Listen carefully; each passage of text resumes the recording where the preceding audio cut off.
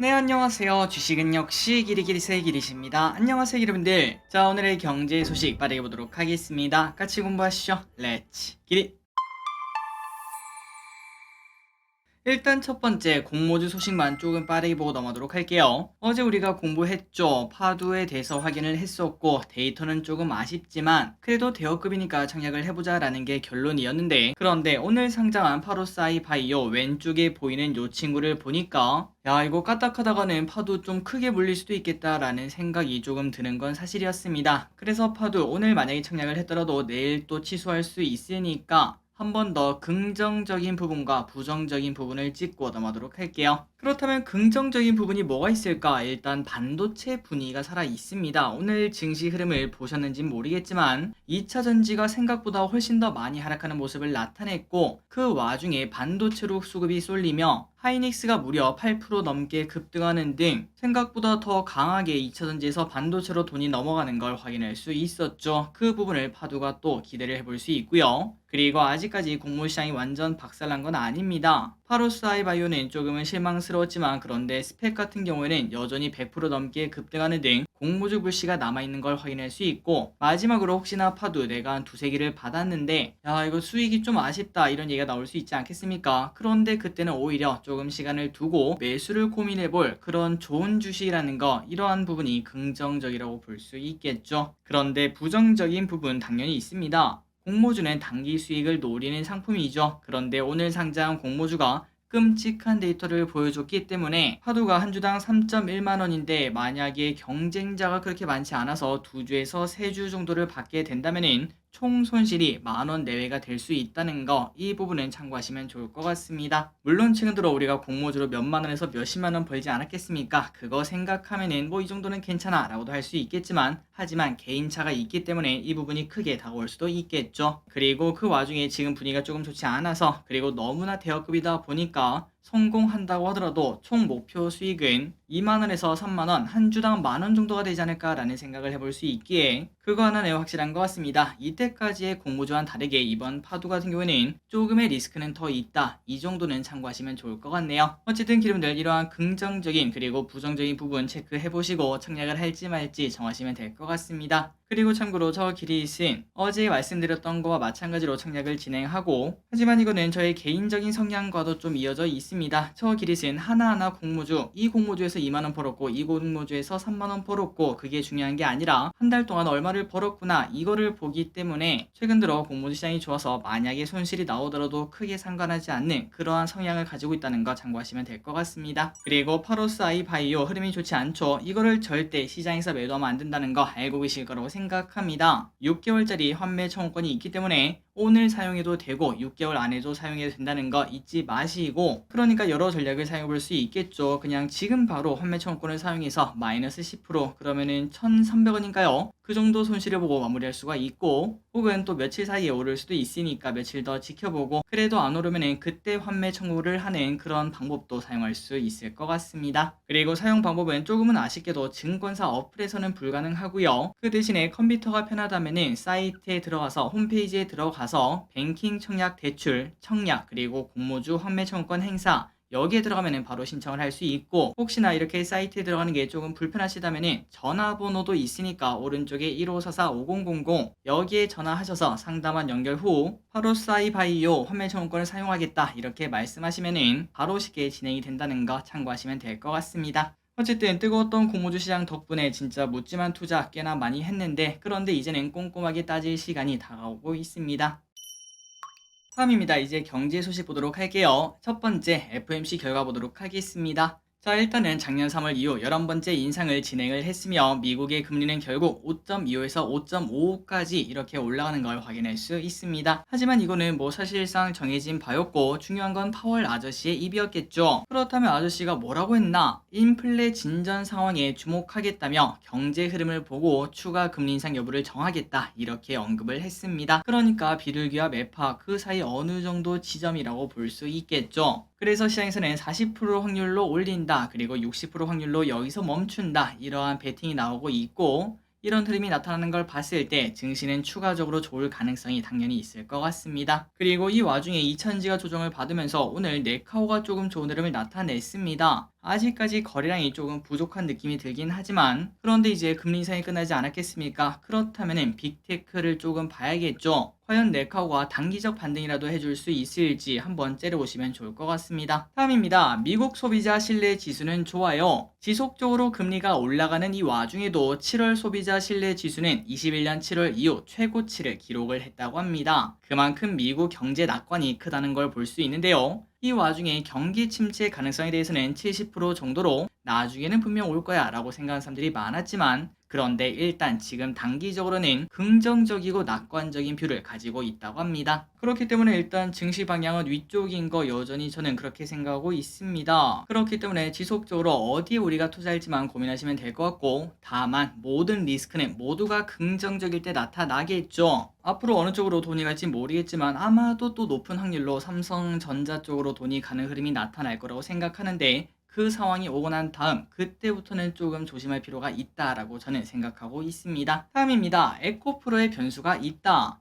자, 이거 생각보다 낙폭이 큽니다. 개인적으로 어제 생각했을 때는 오늘은 하락해도 한 마이너스 한 5%? 이 정도 하락하고 아마도 오른쪽으로 기면서 이제 방향성을 잡지 않겠나라고 생각을 했거든요. 그런데 생각보다 오늘 크게 급락하는 걸 확인할 수 있고 특히 에코프로는 21선까지 그냥 한 번에 밀려버리는 걸 확인할 수 있습니다. 그래서 일단 여기까지 차트만 봤을 때는 어제는 거래량 터진 윗꼬리 음봉 그리고 오늘은 완전 꽉 찬 거래량 터진 음봉. 중요한 거는 이러한 차트가 고점에서 나왔다는 게 조금은 무섭다라는 이야기도 해볼 수 있겠죠. 충분히 불안한 차트인 건 맞는 것 같습니다. 다만 이렇게 좋은 종목이 그 다음에 모든 전 국민이 보는 그러한 종목이 한 번에 죽을 이유는 없기 때문에 에코프로가 돌아왔다라고 얘기가 나올 만큼 또 강한 반등이 한 번쯤은 나와주지 않을까라는 예상은 해볼 수 있겠네요. 다만 그게 기술적 반등일지 아니면 진짜 반등일지는 조금 더 지켜봐야 될 것 같습니다. 어쨌든 믿거나 말거나인 차트 이야기는 여기까지만 하도록 하고 이 와중에 에코프로에게 중요한 소식이 하나 있다고 합니다. 바로 이때까지 호재로 인식되었던 에코프로 머티리얼즈 요 친구가 성공적으로 상장을 해야지 다시 에코프로 친구들에게 달려나갈 기회를 줄 수 있는데요.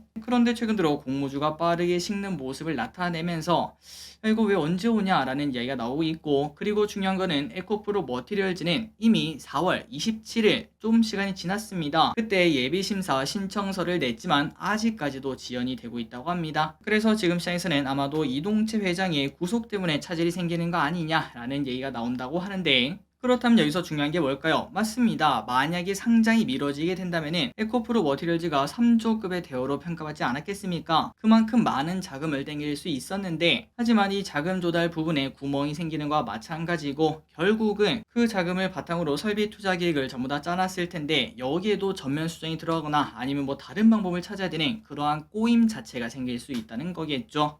그렇기 때문에 아직까지도 함흥차사인 에코프로 머티리얼즈 이 친구가 언제 상장을 할지 그 부분이 호재가 될지 또 악재가 될지 양날의 검이 될 수 있다고 합니다. 다음입니다. 어제 거래대금이 62조. 어제 2차전지 대란이 나타나며 국내 증시에서 무려 62조의 돈이 왔다 갔다 했다고 합니다. 코스피가 36조, 코스닥이 26조로 이는 당연히 역대급 거래대금이라고 볼 수 있겠죠. 참고로 21년 삼성전자가 9만원 넘게 찍을 때 그때 코스피 거래대금이 44조였는데 그때와 비슷한 거래대금이 터지는 걸 확인할 수 있습니다. 그런데 이 와중에 걱정이 동시에 나옵니다. 주식 투자에는 이러한 말이 있죠. 저점에서 거래량이 터지면 오히려 그때가 바닥이고 고점에서 거래량이 터지면 그때가 천장이다 요런 말도 있는데 과연 이 격언이 진짜 맞을지 아니면 이번에는 틀리고 다시 또 에코프로 그리고 포스콤이 다른 친구들 전 고점을 향해서 갈 수 있을지 계속 보도록 하겠습니다.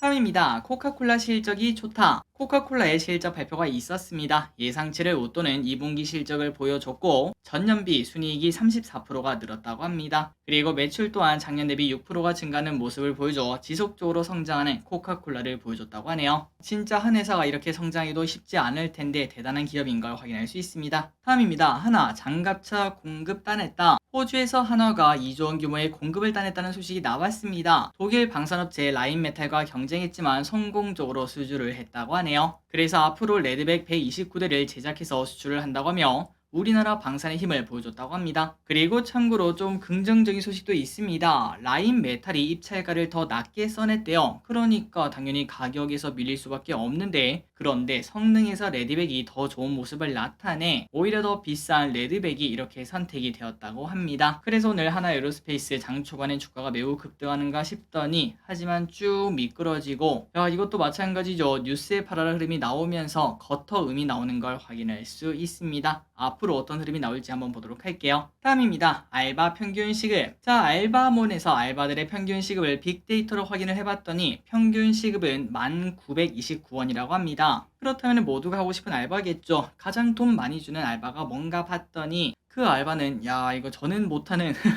피팅 모델로 25,373원을 줬다고 합니다. 그리고 2등은 뭔가 봤더니 퀵 서비스가 23,300원으로 2등인 걸 확인할 수 있다고 하네요. 그렇다면 시급이 가장 낮은 곳이 어딘가 봤더니 역시나 편의점이죠. 9,787원. 말 그대로 누구나 할 수 있는 편의점이 가장 낮은 시급, 누구나 할 수 없는 피팅 모델이 가장 높은 걸 확인할 수 있었습니다. 다음입니다. RS 인기 1위. 카카오게임즈에서 출시한 신작 RS가 출시 후 구글 플레이와 애플 앱스토어 인기 순위 1위를 기록했다고 합니다. 그리고 이 RS는 서비스 초기 사전 다운로드에서 앱스토어 인기 1위를 차지를 한 바 있고, 오픈 당일 25개 서버 중 15개가 혼잡한 상황을 보일 정도로 접속률이 높았다고 하네요. 또한 오픈 당일 앱스토어 매출 순위 2위에 오르는 등 눈에 보이는 성적을 내고 있다고 합니다. 최근 들어 뉴스 흐름을 보면 카카오게임즈가 하반기 핵심 사업으로 요 게임을 밀고 있던데 과연 성적이 어떨지 계속 보도록 할게요. 그리고 플러스 시네탑도 새로 나왔죠. 넷마블의 새로운 RPG 게임 시네탑 새로운 세계가 출시가 되었는데 출시 4시간 만에 한국, 대만, 태국, 인도네시아 애플 앱스토어 1위를 차지했다고 합니다. 참고로 시네탑은 글로벌 조회수 60억 회를 넘는 웹툰을 원작으로 한 게임입니다. 그렇기 때문에 IP의 힘이 꽤나 센 걸 확인할 수 있고, 그리고 안에 들어가면 스토리 모드인가 그런 게 있어서 애니메이션처럼 즐길 수 있는 게임이라고 하네요. 그래서 이러한 소식이 오늘 넷마블 주가가 나름 좋은 흐름을 나타냈는데, 하지만 게임주를 긍정적으로 보기 위해서는 조금 더 시간이 필요할 것 같습니다. 다음입니다. 이 부분은 우리가 조금 관심 있게 볼 필요가 있을 것 같습니다. 충전소가 답이다. 전기차 시장이 확대되는 만큼 충전 시장도 커질 수밖에 없는데요. 시장 규모가 올해 550억 달러에서 30년 되면 3,250억 달러로 진짜 크게 성장할 것이라는 전망이 나오고 있습니다. 또한 국내 시장만 봐도 작년 기준 충전기는 약 11만 개인데 30년이면 180만 개로 10배나 늘어나는 걸 확인할 수 있죠. 그렇다 보니까 SK, GS, LG, 현대차 등 대기업이 전기차 충전 시장에 뛰어들고 있고, 스타트업도 차별화 전략으로 시장에서 도전 중이라고 합니다. 그래서 저기에서는 이걸 보니까 혹시나 최근 들어 2차전지 대형주가 조금은 힘든 시간 아니겠습니까? 이 돈이 또 같은 결이라고 볼 수 있는 충전소로 갈지 한번 볼 필요가 있을 것 같네요. 그리고 충전 이야기 한 번 더 보도록 하겠습니다. 이렇게 크게 성장할 충전 시장에서 포드, 리비안, GM 등이 테슬라 충전 네트워크에 참여했다는 거, 그 소식을 우리가 한 달 전에 봤었습니다. 그러다 보니까 테슬라 주가가 더 올라갔던 그런 일이 있었는데요. 하지만 이 와중에 당연히 이런 일도 나오겠죠. 테슬라 혼자 독식하는 거 못 보겠다라는 기업도 분명 있을 것 같습니다. 그렇다면 어디서 이렇게 뭉치나 봤더니 현대, 기아가 GM, BMW, 혼다, 메르세데스벤츠, 스텔란티스와 함께 충전 동맹을 구축해 북미 지역에 최소 3만 개 이상의 충전소를 짓겠다 이렇게 밝혔다고 합니다. 그리고 참고로 충전소는 모든 고객이 이용할 수 있게 CCS와 NACS를 함께 제공할 예정이라고 하네요. 참고로 CCS와 그 다음에 NACS는 충전 방식의 차이인데, 우리가 스마트폰 충전할 때 아이폰 거 다르고 그 다음에 나머지 기기 다르지 않겠습니까? 그런 거라고 생각하시면 될 것 같습니다. 참고로 테슬라는 현재 미국 고속 충전소 부분에서 60%의 점유율을 차지하고 있는데, 이 판도를 깰 수 있을지 개인적인 바람으로는 현대, 기아가 들어있으니까 이왕이면 딱 반반 나눠 먹었으면 좋겠다라는 생각하고 있습니다. 다음입니다. 갤럭시 언팩. 어제 서울에서 갤럭시 언팩 행사가 열렸죠. 그리고 갤럭시 Z 플립과 폴드5가 공개가 되었는데, 일단 플립5는 외부 화면이 완벽하게 커진 걸 확인할 수 있습니다. 지금 제가 쓰고 있는 폰은 사실 반밖에 안 돼서 이거 뭐 딱히 쓸 때는 그렇게 많지는 않거든요. 그런데 이제는 저걸로 뭔가를 할 수 있을 만큼 커진 걸 확인할 수 있네요. 또한 폴드 같은 경우가 대박이었습니다. 플렉스 힌지를 이용해 두께가 진짜 많이 얇아졌고 무게도 훨씬 더 가벼워졌다고 합니다. 그러니까 예전에 봤을 때는 야 이거 벽돌 아니냐 라는 얘기가 나왔는데, 그런데 이제는 생각보다 얇아져서 이제는 진짜 주머니에 넣어놔도 되겠다라는 이야기도 나온다고 하네요. 그래서 이번 신작도 나름 개인적으로 괜찮은 것 같은데 폴더블 폰 1위 자리를 더욱 공고히 할 수 있을지 보도록 하겠습니다. 다음입니다. 삼성전자도 AI 언급. 삼성전자 반도체 사장이 AI가 반도체 업계에 큰 바람을 불러일으킬 것이다 이렇게 예고했습니다. 15년 전 스마트폰의 출현과 마찬가지의 변동을 가져올 것이다 이렇게 얘기를 했는데요. 그래서 삼전은 AI발 반도체 수요에 대응해서 HBM 사업에 힘을 싣기 위해 관련 투자를 계속한다 이렇게 밝혔으며 내년에 캐파를 2배나 확보한다 이렇게 말을 했다고 하네요. 그래서 오늘 여기 또 HBM 관련주가 좋은 흐름을 나타냈습니다. 우리가 벌써 몇 개월째 이쪽을 보고 있는데 계속 공부를 해볼 필요가 있다고 생각하고 만약 공부가 어렵다면 대형주라거나 아니면 ETF 이런 부분도 조금 관심 가질 필요가 있을 것 같습니다. 다음입니다. 혁신의료기기, 건강보험 검토. 보건복지부에서 디지털 치료기기와 AI 의료기기에 대해서 건강보험 적용을 검토한다는 소식이 나왔습니다. 여기서 디지털 치료기기의 경우 의학적 장애, 질병 치료를 위한 소프트웨어 치료기기를 말하고 AI 의료기기는 질병 진단, 관리를 하는 기기를 말한다고 하네요. 앞으로 3년간 건강보험의 임시 등재 후 평가를 거쳐 정식으로 등재한다고 합니다. 마지막 소식입니다. 아모레퍼시픽 바닥에서 반등. 정말 주가를 보면 암울하다라는 이야기가 나오는 아모레퍼시픽. 그런데 오늘 깜짝 반등, 저점에서 거래량까지 나오는 걸 확인할 수 있습니다. 다만 투자들 사이에서는 야 기다렸던 상승이다 박수 이렇게 하는 게 아니라 오히려 어리둥절하고 있다고 하는데요. 그렇다면 왜 그런가 봤더니 2분기 실적은 시장 기대치보다 오히려 낮았고 리포트는 오히려 목표가 하향 리포트가 쏟아지는 걸 확인할 수 있는데 주가가 올라서 당황스러운 눈치라고 합니다. 그런데 이 와중에 오른 이유를 찾아보자면 이제는 진짜 바닥이다. 올 하반기부터는 북미와 중국 시장 등 해외 실적 기대감이 나올 것이다. 이러한 전망은 존재하고 있다고 합니다. 그래서 오늘 아모레퍼시픽 그리고 LG생건이 강하게 올랐는데 연속성이 나올지 조금 볼 필요가 있을 것 같네요. 자, 오늘의 공부 여기까지 끝났습니다. 항상 이렇게 같이 공부해서 진심으로 감사합니다. 지금까지 기리셨습니다. 빠이요.